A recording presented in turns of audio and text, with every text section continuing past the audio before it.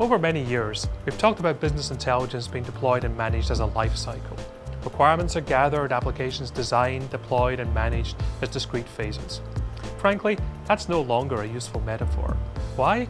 Because bring your own device and the consumerization of IT have changed all that. Business requirements change continuously. Data's fast moving. All our technologies, data sources, analytic tools, consumption, they're also changing. A better metaphor is the information supply chain. What's that? Well, let's look at another familiar supply chain and find the similarities. This meal is not the result of a single monolithic managed process. Food gets to my table through a complex chain of suppliers and operations. The restaurant kitchen is not the start. Surprise, it's not the end either. Let's get a little nearer to the start of the food supply chain. In this case, literally to the raw material. Down on the farm, the raw material of your meal is being harvested. Raw material for the information supply chain is data.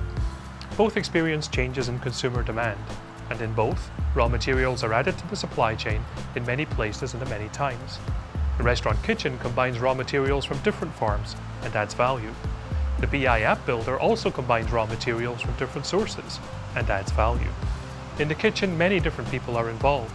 If the pantry chef making the salads is the database programmer, then perhaps the CIO is the master chef.